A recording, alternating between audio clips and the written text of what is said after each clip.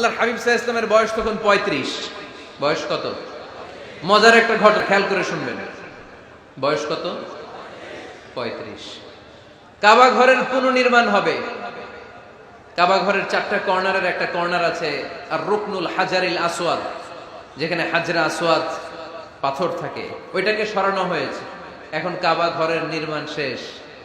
ওই হাজরা আসওয়াদ পাথর নিয়ে এটার কর্নারের মধ্যে সেট করা হবে। কিন্তু কে রাখবে? কারণ হাজরা আসওয়াদ তো যেন তেন পাথর নয়, জান্নাতি পাথর। কিয়ামতের দিন এই পাথরের ভেতরে আল্লাহ একটা জিহ্বা দিবে, 2টা চোখ দিবে। এই পাথর বলবে, আল্লাহ এই লোকগুলো আমারে চুমু দিয়েছিল, এর উসিলায় আজকে তুমি তার জান্নাতে ঢুকায় দাও। তো এটা অনেক সম্মানিত পাথর, এই পাথরকে বহন করাটাও সম্মানিত। 4 দলের মক্কার 4 নেতা বলে, এই সম্মান আমরা হাতছাড়া করতে চাই না, কেউ এই পাথরে হাত দিতে পারবে না। এক নেতা কয়, আমি নিব, আমি নিয়ে এটা কাবা ঘরে রাখবো।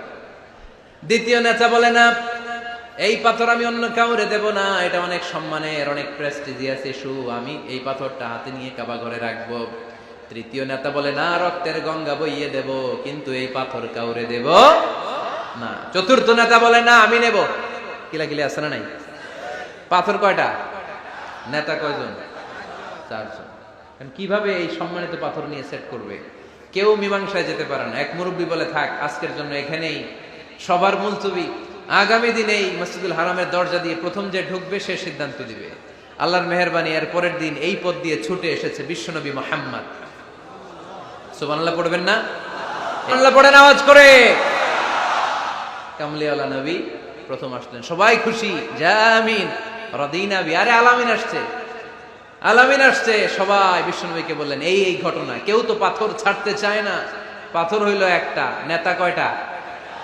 এখন কে এই পাথর নিয়ে রাখবে? এই নিয়ে মারামারি। আল্লাহর হাবিব সাল্লাল্লাহু আলাইহি ওয়াসাল্লাম বললেন, তাই হালুম্মা ইলাইয়া সাওবান, একটা কাপড় নিয়ে আসো, আমি এখনই সলিউশন করে দিচ্ছি। সুবহানাল্লাহ নাই? কাপড় নিয়ে আসা হলো। বিশ্বনবী বললেন, কই পাথর? সবাই বলল, এই পাথর। আল্লাহর হাবিব সাল্লাল্লাহু আলাইহি ওয়াসাল্লাম মোবারক হাত দিয়ে পাথরটা তুললেন। 4 নেতারে বললেন, ও 4 নেতা, কাপড়ের 4 কর্নারে তোমরা ধরো। 4 নেতা কাপড়ের 4 কর্নারের মধ্যে ধরলো। বিশ্বনবী নিজ হাতে পাথরটা নিয়ে কাপড়ের মাঝখানে রেখে দিলেন। এবার বিশ্বনবী আগে আগে যায়। 4 নেতারে বললেন, 4 কর্নার ধরে পাথরটারে নিয়ে আমার পেছনে পেছনে আসো। কাবার কাছে যে বিশ্বনবী আবার নিজ হাতে পাথরটা তুললেন, আবার নিজ হাতে কাবার ভেতরে রেখে দিলেন। পড়েন সুবহানাল্লাহ। সম্মান আসলে 4 নেতার দিকে যায় নাই, সম্মান গিয়েছে বিশ্বনবীর দিকে। এতক্ষণ কাউরে দিবে না, এখন কেউই ধরতে পারে নাই, তারপরেও খুশি। সুবহানাল্লাহ কইবেন না? প্রথমে যে হাজরে আসওয়াদ পাথর ধরছে কে? বিশ্বনবী। কাপড়ে রাখছে কে? বিশ্বনবী। আবার কাপড় থেকে উঠিয়ে হাজরে আসওয়াদের পাথরটারে কাবার ভেতরে ঢুকাইছে কে? সুবহানাল্লাহ কইবেন না? সব সম্মান গেল বিশ্বনবীর হাতে, সব স্টেটাস গেল বিশ্বনবীর হাতে। 4 নেতা কাপড়ের কিনারা ধইরাই খুশি। এইটাই বলে নেতৃত্বের গুণাবলী। চিল্লায় বলো ঠিক কিনা? কনফ্লিক্ট রিজলভিং অ্যাবিলিটি, বিরোধ নিষ্পত্তি করার কোয়ালিটি থাকা চাই, তবেই তিনি নেতা। কি কারিশমা দেখছেন? What a charismatic leader. এতক্ষণ রক্তের বন্যা বইয়ে দিবে, কাউরে দিবে না পাথর। এখন কেউই ধরতে পারে নাই, কিন্তু স্লোগান দিতেছে জিন্দাবাদ। আসরা নাই? নেতা হইলে এরকম নেতা হইতে হবে। মদিনাতে আউস আর খাজরাজ গোত্রের যুদ্ধ 120 বছরে। কয় বছর? কেউ থামাতে পারে না, রক্তক্ষয়ী যুদ্ধ।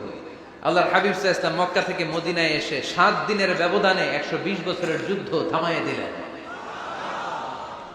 এতদিন এই গোত্রের লোকের সাথে এই গোত্রের কোনো বিয়ে নাই, এই গোত্রের লোকের সাথে এই গোত্রের কোনো অর্থনৈতিক লেনদেন নাই। বিশ্বনবী যখন আউস খাজরাজের যুদ্ধ থামিয়ে দিলেন, মদিনাতে আনন্দের ধুম পড়ে গেল, নতুন নতুন উৎসবের ধুম পড়ে গেল। সব ভাই ভাই। নেতা হইলে এরকম নেতা হইতে হবে, কোনো মারামারি থাকতে পারবে না সমাজে। চিল্লায় কোন ঠিক কিনা? নেতা আসলেই সমাধান, নেতা আসলেই। সহিহ বুখারীতে একটা কিতাব আছে, কিতাবুস সুলহ, মীমাংসার অধ্যায়। একটা বাব আছে, বাবু কওলিল ইমামি লি আসহাবিহি ইযহাবু বিনা নুসলিহ বাইনাহুম। ইমাম সাহেবের এই কথা যে আমাদেরকে নিয়ে চলো, আমরা মিলাই দেব, এটা আল্লাহ রাসূল সাল্লাল্লাহু আলাইহি ওয়াসাল্লামের একটা বিখ্যাত ডায়ালগ। ডায়ালগটা কি খেয়াল করে শুনেন। যুদ্ধ, মারামারি আর ঝগড়া শুনলেই আল্লাহ রাসূল সাল্লাল্লাহু আলাইহি ওয়াসাল্লাম বলতেন, ইযহাবু বিনা নুসলিহ বাইনাহুম। আরে আমরা আছি তো, আমগরে নিয়ে যাও না, আমরা মিলাই দিব। সুবহানাল্লাহ পড়েন। মারামারি দেখলে বিশ্বনবী মিলায় দিতেন। আল্লাহর হাবিব সাল্লাল্লাহু আলাইহি ওয়াসাল্লাম বলতেন, আলা উখবিরুকুম বিআফদালি দারাজাতিন মিনাস সালাতি ওয়াস সিয়ামি ওয়ান নুসুক, রোজা নামাজ সালাতের চেয়ে বড় একটা সওয়াবের কাজ আছে, ওটা কি আমি তোমাদের বলবো না? সাহাবারা বললেন, সেটা আবার কি? বিশ্বনবী বললেন, ইসলাহু যাতিল বাইন, দুইজন ঝগড়া করতেছে, তুমি ঝগড়া না লাগায় দিয়া মিলাই দিবা, এর চেয়ে ভালো কাজ হয় না। জোরে কোন ঠিক কিনা? সবচেয়ে শ্রেষ্ঠ কাজ। নোয়াখালীতে আগুন লাগলে আপনারা কি দিয়ে নিবা? কি দিদায়? পানি। অনেকে ওই জায়গায় তেল ডাল। জ্বলতেছে কি? আগুন। আগুন নিবানোর জন্য ঢালবেন কি? অনেকে ঢালে কি? তেল। আহা না, আপনি থামায় দিবেন, মিলাই দিবেন। আপনার জন্য ভালো জিনিস মিলাই দিবে কে? 7 নাম্বার, ফারসাইটেডনেস, দূরদৃষ্টিতা, ভিশনারি অ্যাটিটিউড, ফিউচারিস্টিক। নেতা অনেক দূর দেখতে পায়, তিনি দূরদর্শী। কর্মী যত দূর দেখে, নেতাও যদি তত দূর দেখে, দেশ চলবে? কথা বলেন। কর্মী যদি দেখে 500 মিটার, নেতার দেখতে হবে কয় মিটার? 1000 মিটার। কর্মী যদি দেখতে পায় 1000 মিটার, নেতার দেখতে হবে কয় হাজার মিটার? 2000 মিটার। কারণ নেতা হবে ফিউচারিস্টিক, ভিশনারি, স্বপ্নবাজ, স্বপ্নচারী। নেতাকে স্বপ্ন দেখতে হয়, ওই স্বপ্ন জাতিকে দেখাতে হয়। চিল্লায় বলেন ঠিক কিনা? মানুষ তার স্বপ্নের সমান বড়। আপনি কত বড় আপনার স্বপ্ন শুনলে বোঝা যাবে। স্বপ্ন সেটা না যেটা মানুষ ঘুমিয়ে ঘুমিয়ে দেখে, স্বপ্ন সেটা যেটা অর্জনের আকাঙ্ক্ষা মানুষকে ঘুমাতে দেয় না।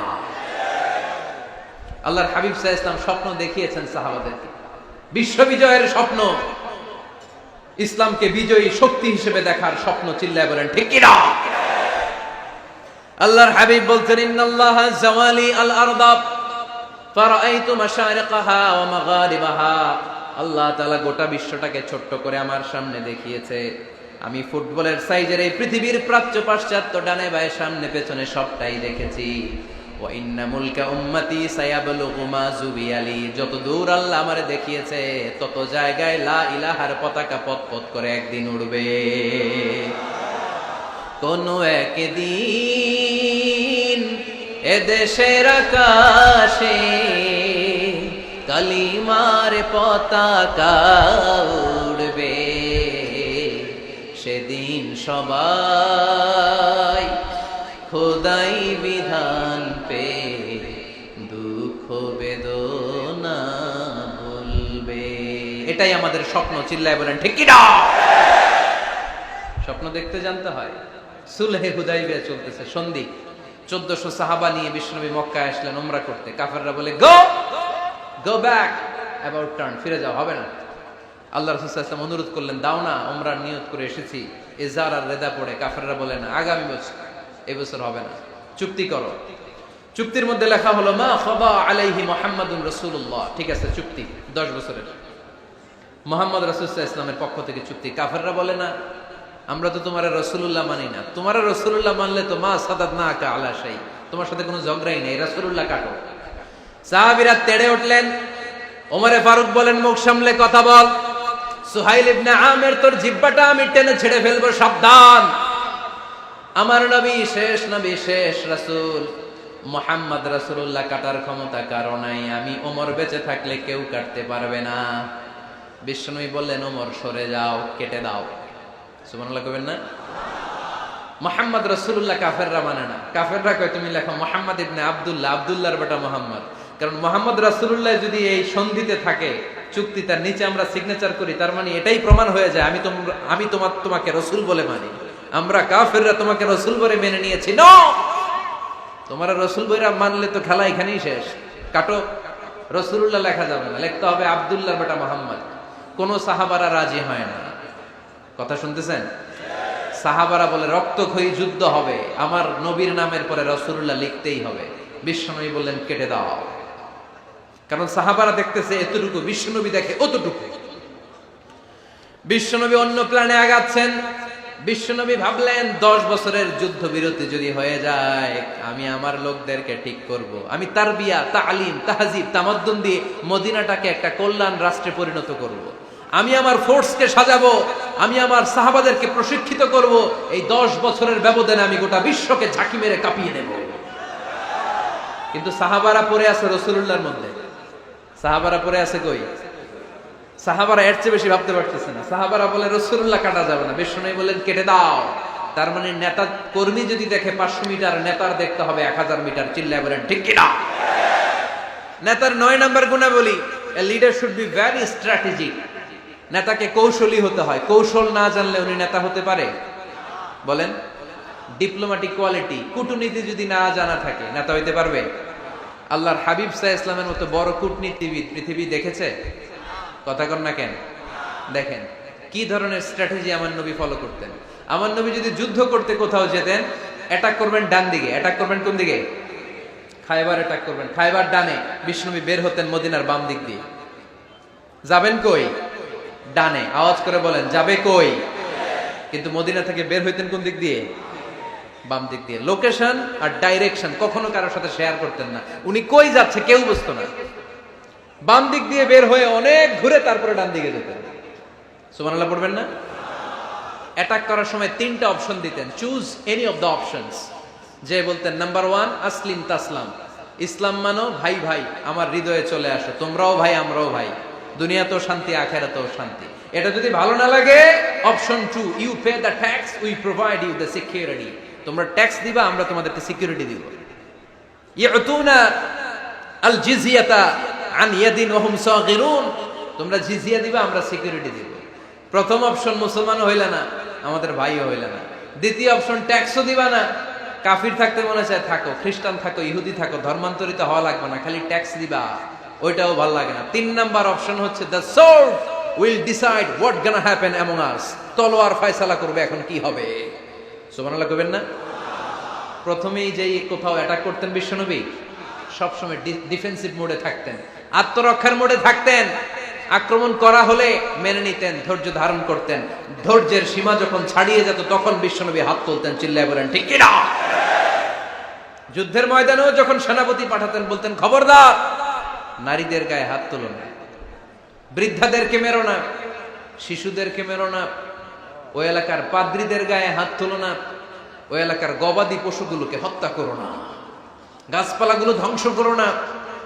তোমাদের বিরোধী যোদ্ধারাও যদি তলোয়ার রেখে দিয়ে হাত তুলে বলে আল আমান, সিকিউরিটি সিকিউরিটি, আমরা আমান চাই, নিরাপত্তা চাই, তাকেও মেরো না। সুবহানাল্লাহ পড়বেন না?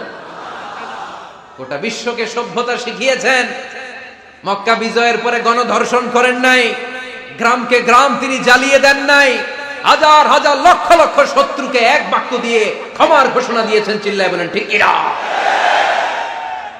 As a father, as a teacher, as a commander, as a leader, as a lawgiver, as a lawmaker, as a reformer of the society, Muhammad is the superman of the world. আওয়াজ করে পড়তে হবে আল্লাহু আকবার। কূটনীতি কারে বলে? Diplomacy কারে বলে? স্ট্র্যাটেজিক অ্যাটিটিউড কারে বলে? শিখে নেন। বদরের প্রান্তরে বিষ্ণু ঈসা ইসলাম উপস্থিত হলেন। ওই যে কাফেরদের তাবু, কাফেররা আসছে 3 দিন আগে, মুসলিম সৈনিকরা পৌঁছলেন 3য় দিন। এসে বিষ্ণু ঈসা ইসলাম সবাইকে বললেন কত হতে পারে কাফের, কেউ বলতে পারে না। 2 জন রাখাল পেয়ে জিজ্ঞেস করলে, এই রাখাল কয়দিন ধরে আছো? আমরা 1 সপ্তাহ ধরে এই বদরে আছি। শুনতেছেন? শুনতেছেন? উনি বললেন ওই যে কাফেররা যে আসছে কয়দিন আগে? কয় 3 দিন আগে। 3 দিন আগে। কত হবে সংখ্যা? কলু কাসীর, অনেক। কত হইতে পারে? রাখাল 2টা জানি না। আল্লাহ রাসূল সাল্লাল্লাহু আলাইহি ওয়াসাল্লাম চিন্তায় পড়ে গেলেন, কারণ ওনার যুদ্ধে অ্যাটাকের সিস্টেম ছিল শত্রু সংখ্যা কত এটা আমাকে জেনে নিতে হবে। সুবহানাল্লাহ পড়বেন না? অনেক কৌশল হাতড়িয়ে এবার বিশ্বনবী আবার রাখাল 2টাকে ডেকে পাঠালেন, বললেন কাম ইয়ানহারুনা কুল্লা ইয়াউম, ওরা আসার পর থেকে প্রতিদিন খাওয়ার জন্য কয়টা করে উট জবাই করে? এবার ওরা বলল প্রথম দিনে ইয়াউমান তিসআন, প্রথম দিন খাওয়ার জন্য উট জবাই করেছে 9টা। অফিল ইয়াউমি সানি 10, আর দ্বিতীয় দিনে উট জবাই করেছে 10টা। বিশ্বনবী বললেন তাই ইদান আল কওমু মা বাইনা 900 ওয়াল আলফ, তাহলে কাফেররা 900 থেকে 1000 এর মধ্যে হবে। কত ছিল কাফেরের সংখ্যা? বদরের যুদ্ধে কাফেরের সংখ্যা ছিল কত? 1000। কিভাবে নমুনা দেখে আলামত সংগ্রহ করতেন? ওরা কয়টা উট জবাই করেছে, 2 দিনে প্রথম দিন 9টা, দ্বিতীয় দিন 10টা। বিশ্বনবী হিসাব মিলাই ফেললেন যোগ বিয়োগ দিয়ে, কাফেরের সংখ্যা 900 থেকে 1000-এর মধ্যে হবে। হিসেব করে দেখা গেল 1000 সৈনিক এসেছিল সেই বদরের যুদ্ধে। চিল্লায় বলো আল্লাহু আকবার। স্ট্র্যাটেজি জানতে হয় না, তাকে কৌশল জানতে হয়। সর্বশেষ নেতার যে গুণ, এটা বলে শেষ করব, সাকসেশন ম্যানেজমেন্ট। নেতা ভালো নেতা বানায়া যায়, ঠিক কিনা?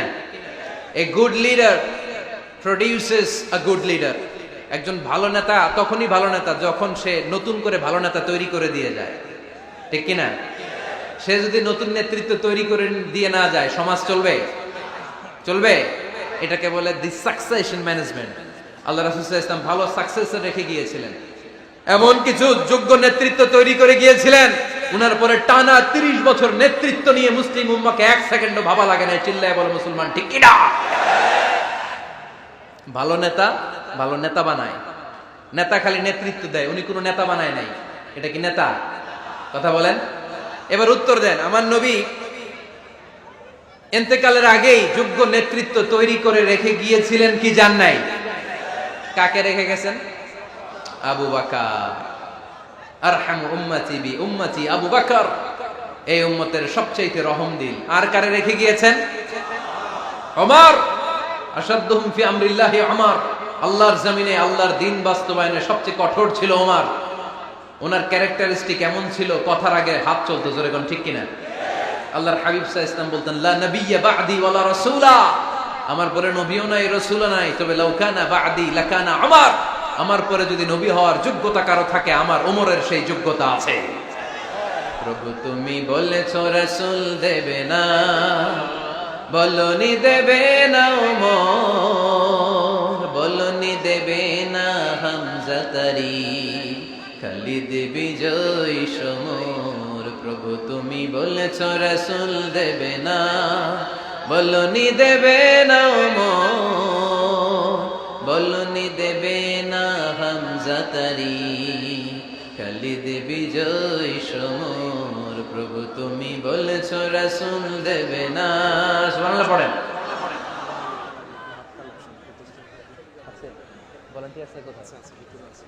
এই উঠতেছেন কেন? হ্যাঁ, উঠলেন কেন? এই 2 ঘন্টা ওয়াজ শোনার পরে শেষ বেলায় আপনারা উঠে যাবেন না? বিশৃঙ্খলা আমি দেখতে চাই না। একটা লোক প্যান্ডেলে আওয়াজও করবে না, উঠতেও পারবে না। আমার নবী নিজেও ছিলেন শ্রেষ্ঠ নেতা, রেখেও গিয়েছেন শ্রেষ্ঠ নেতা। চিল্লায় বলেন ঠিক কিনা? সাইয়েদনা আবু বকর, সাইয়েদনা ওমর ফারুক, উসমান যুন্নুরাইন, আলী রাদিয়াল্লাহু তাআলা আনহু যোগ্য নেতৃত্ব হাতে কলমে প্রশিক্ষিত করে ওনাদেরকে রেখে গিয়েছেন। তাই মুসলিম উম্মার নেতৃত্বের সংকটে পড়া লাগে নাই। জোরে কোন ঠিক কিনা? জি। তো এইজন্য আমরা চাই আমাদের একটা সেন্ট্রাল লিডারশিপ থাকুক, কেন্দ্রীয় নেতৃত্ব, যেই নেতাদের নেতৃত্বে আমরা সামনের দিকে যাব। যে 10টা পয়েন্টস আমরা শুনলাম, আমাদের সব নেতাদের এই গুণগুলো থাকার দরকার আছে না নাই? এই গুণগুলো আমলে নিয়ে মুসলিম উম্মার এই নেতৃত্বের সংকট যেন আমরা কাটিয়ে তুলতে পারি। আল্লাহ তুমি তৌফিক দান করো, আমরা পড়ি আমিন। এখানে বিশাল একটা প্রতিষ্ঠান আছে। এই বিশাল প্রোগ্রাম থেকে শুরু করে অনেক খরচ ওনাদের হয়েছে। স্বেচ্ছাসেবক ভাইয়েরা তাদের সময় মাত্র 2 মিনিট। এই 2 মিনিটে প্যাকেট নিয়ে আপনাদের সামনে যাবে। যার যতটুকু সুযোগ হয়, আমরা কেউ বাদ যাব না। এই প্রোগ্রামের জন্য এবং এই বিশাল মাদ্রাসার জন্য আমরা মুক্ত হস্তে দান করে যাব। এই উঠতেছেন কেন? উঠলেন কারা কারা? এদিকে তাকান, যারা উঠছেন এদিকে তাকান, দেখি তাকান তাকান। আমরা দোয়া ছাড়া কেউ যাব না। যাবেন? ভদ্র, নোয়াখালীর ছেলেরা অনেক ভদ্র। বসেন। সুন্দর সুন্দর ঘোষণা আছে কয়েকটা, সুন্দর সুন্দর ঘোষণা। এতক্ষণ তো প্লে কার্ড দেখাইছো, উই লাভ আজহারি। এখন উঠলে হবে? কতটুকু লাভ করো আজহারিরা দেখবো। বসো। একটা উঠতে পারবো না। আমার ভাই রফিকুল্লাহ আফসারি ভাইয়ের অসাধারণ কিছু বই আছে, অনেকে খুঁজে কোত্থেকে পাবে। আজকে এখানে আছে, যাদের দরকার আপনারা নিয়ে যাবেন। আমি নিজেও ওনার একজন ভক্ত, ওনার লেখার ভক্ত। আমি নিজেও ওনার লেখার পাঠক। অসাধারণ লিখেন। কি যেন একটা দেখলাম, নানা আলেম নানা মতে, আমি যাব কোন পথে? আলেমরা নানান মতে, পাবলিক যাবে কোন পথে? তো সুন্দর সুন্দর বই আছে, এগুলো আপনারা নিয়ে যাবেন। স্টেজে উপস্থিত আছেন নোয়াখালী জেলার এডিশনাল এসপি, কই উনি? আপনি? মাশাআল্লাহ মাশাআল্লাহ, কাজী মোহাম্মদ আব্দুর রহিম ভাই না? আলহামদুলিল্লাহ, আপনাদের এই জেলার এডিশনাল এসপি সাহেব আছেন। আমি ওনাদেরকে ধন্যবাদ জানাই যে এত ব্যস্ত মানুষ আমি জানি, তারপরেও ওনারা এই প্রোগ্রামে উপস্থিত হয়েছেন, অনেক শুকরিয়া জানাই। কোম্পানিগঞ্জ উপজেলার ওসি সাহেব আছেন জনাব আরিফুর রহমান ভাই, সাবেক উপজেলা চেয়ারম্যান মিজানুর রহমান বাদল ভাই, আমার নামে নাম